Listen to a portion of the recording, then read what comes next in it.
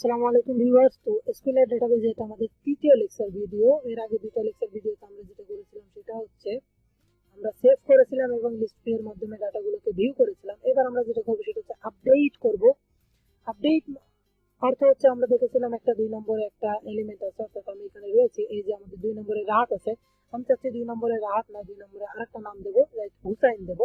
তো আমি 2 নম্বর লিখে এখান থেকে হুসাইন দেবো, আপডেট বাটনে ক্লিক করবো, এটা রাহাতটা সরে গিয়ে আমাদের এখানে হুসাইন লেখা চলে আসবে।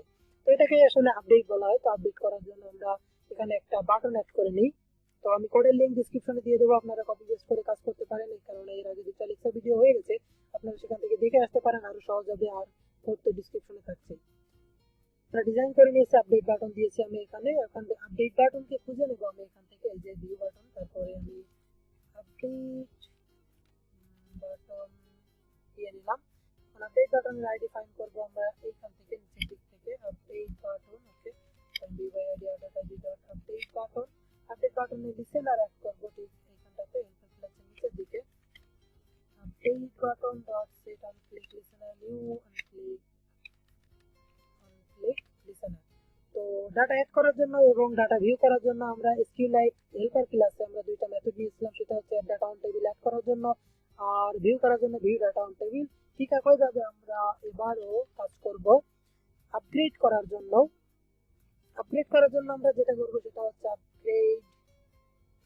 আপগ্রেডের জন্য আমরা টেক্সট এবং আইডি, এই যে আইডি নিব এবং টেক্সটটা নিব, কারণ আইডির উপর ভিত্তি করে টেক্সটটা চেঞ্জ করব। তো আমরা আইডি আর টেক্সটটা নিয়ে নিই আগে, সবার আগে আমরা আইডি আর টেক্সটটা নিয়ে নিই। এখানে আইডি আর টেক্সট নেওয়ার জন্য আমি এখানে আরো স্ট্রিং পাস করব, স্ট্রিং মাই আইডি নাম দিলাম এবং স্ট্রিং মাই টেক্সট নাম দিলাম। তো এটা আপনারা ভেতরেও নিতে পারেন, কোনো স্ট্রিং দেওয়ার কোনো প্রয়োজন নেই, মাই আইডি এবং মাই টেক্সট। এটা আপনারা ভেতরেও নিতে পারেন, কোনো সমস্যা হবে না এখানে। তো my ID, okay, my ID নিলাম equal ID, sorry, ID edit text ID, name edit text ID এখান থেকে তুলে আনবো। নো নো নো নো, এইখান থেকে আমরা তুলে আনবো আইডি এবং নেম থেকে তুলে নিয়ে আসবো মাই আইডি এবং মাই নেমটা।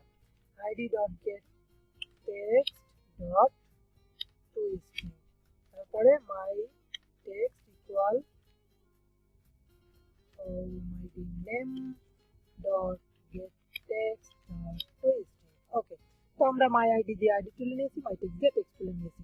এখন এই মাই আইডি এবং টেক্সটকে আমরা কাজ করার জন্য আমরা একটা মেথড ক্রিয়েট করব, যেটা ক্রিয়েট করব SQLite হেল্পার ক্লাসের মধ্যে। তো আমি ডাইরেক্ট এখান থেকে SQLite helper class on update data on table মেথডের নাম দিচ্ছি এবং মেসেজের মধ্যে পাস করে দিচ্ছি আইডি এবং মাই টেক্সট, কারণ এই দুইটার উপর ভিত্তি করে আমরা চেঞ্জ করব। অল্টারনেটিভ ক্রিয়েট করে মেথড ক্রিয়েট করে নিচ্ছি এইখানে SQLite হেল্পার ক্লাসের মধ্যে চলে এসেছে অলরেডি। তো এবার আমরা SQLite ডাটাবেজের মধ্যে ডাটা রিড করব, অ্যাকচুয়ালি রাইট করব না আর, ওকে, সরি, ডাটা রিড করব না, আমরা তো রাইটই করব। ডাটা গেট রাইটেবল ডাটাবেস দিব, গেট রাইটেবল ডাটাবেস, এই যে গেট রাইটেবল ডাটাবেস। ঠিক একইভাবে আমরা যেভাবে এখান থেকে সেভ করেছিলাম ডাটাকে কন্টেন্ট ভ্যালুস এর মাধ্যমে, টেক্সটের মাধ্যমে এবং SQL এর মাধ্যমে, ঠিক একইভাবে আমরা আবারও ডাটাগুলোকে সেভ করার মতো করব, কিন্তু সেভ করব না। সেভ না করে আমরা জাস্ট চেঞ্জ করব। My ID, okay, sorry, my ID control C দিয়ে কপি করলাম, কন্ট্রোল ভি দিয়ে পেস্ট করলাম, control C copy, control V paste. Okay, check করব এবার আমরা SQLite database ডট আপডেট, এই যে আমাদের আপডেট করব, আপডেটের মধ্যে আমাদের ভ্যালু চাচ্ছে টেবিল নেম। ওকে, আমরা টেবিল নেম দিলাম, তারপর আমাদের কন্টেন্ট ভ্যালু চাচ্ছে, তারপর আমাদের কি চাচ্ছে দেখি, আর কোথা থেকে, অর্থাৎ কিসের উপর ভিত্তি করে আমরা চেঞ্জ করব। তো আমরা চেঞ্জ করব হচ্ছে আইডি ইকুয়াল হোয়াট এর উপরে ভিত্তি করে। তারপরে আমাদের চাচ্ছে যেটা, সেটা হচ্ছে স্ট্রিং অ্যারে চাচ্ছে, অর্থাৎ যেটার উপর ভিত্তি করে চেঞ্জ করব সেটার একটা স্ট্রিং অ্যারে চাচ্ছে। তো আমরা এখানে নিউ স্ট্রিং করে এইভাবে চেঞ্জ করতে পারি, সরি এখানে নয়, এখানে এভাবে আইডিটা দিতে পারি, অথবা আরো একভাবে আচ্ছা, আইডিটা দিচ্ছে না কেন, অ্যাকচুয়ালি আমি একটু দেখে নিই আইডিটা আমাদের কেন নিচ্ছে না, মেবি এমন হবে। ওকে, তো আইডি এভাবে না, আসলে আমাদের আইডি এটা আইডি না, এই যে মাই আইডি এটার উপর ভিত্তি করে চেঞ্জ হবে। আইডিটা আমরা কোথায় পেলাম, অ্যাকচুয়ালি আপনারা আরো একটা কাজ করতে পারেন, সেটা হচ্ছে আমরা এখানে স্ট্রিং ডিফাইন করে দিতে পারি। স্ট্রিং নাম দিয়ে নিলাম তার ARR নিউ স্ট্রিং, তারপরে এখানে মাই আইডি। এখন আপনারা ডাইরেক্ট যদি চান তো এই ARR টাকে এখানে পাস করে দিতে পারেন। একই বিষয়, ওই এটা করা আর এটা করা একই কাজ। তো এই যে আপডেট যে মেথড আছে আমাদের, আপডেট মেথডটা কন্ট্রোল চেপে ক্লিক করলে আমরা দেখতে পারবো যে এখানে আপডেট মেথডটা কি কি চাচ্ছে এবং কি কি কাজ করছে সবকিছু এখানে আছে। তো তারপর আমাদের এখানে দেখতে পারবো আমাদের এই মেথডটা আমরা একটা বুলিয়ান ভ্যালু রিটার্ন করব এখান থেকে। বুলিয়ান ভ্যালু আমরা রিটার্ন করি বুলিয়ান মাই রেজাল্ট নাম দিচ্ছি আমি আরো একবার। ওকে, মাঝে মাঝে আমি নিজেই কনফিউশন পড়ে যাই কি দেব। মাই বুলিয়ান রেজাল্ট, ওকে মাই বুলিয়ান রেজাল্ট নাম দিলাম। তো একটা রিটার্ন টাইপ চাচ্ছে আমাদের, তারপরে আমাদের একটা বুলিয়ান টাইপ করে দিব পাবলিক বুলিয়ান, ওকে তারপর আমরা রিটার্ন করে দেব মাই বুলিয়ান রেজাল্ট। ওকে, এভাবে আমরা রিটার্ন করতে পারি, তবে আমাদের ইন্টিজারের মাধ্যমে রিটার্ন করতে হবে, কারণ আমরা এখানে খেয়াল করি নাই আপডেটে যদি ক্লিক করি তাহলে এই যে আমাদের ইন্টিজার টাইপের ভ্যালু রিটার্ন করছে।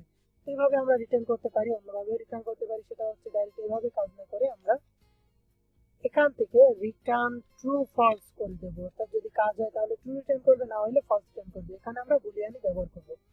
তো এখান থেকে আমরা চলে যাব মেইন অ্যাক্টিভিটিতে। মেইন অ্যাক্টিভিটিতে যাওয়ার পর এটা আমরা বুলিয়ান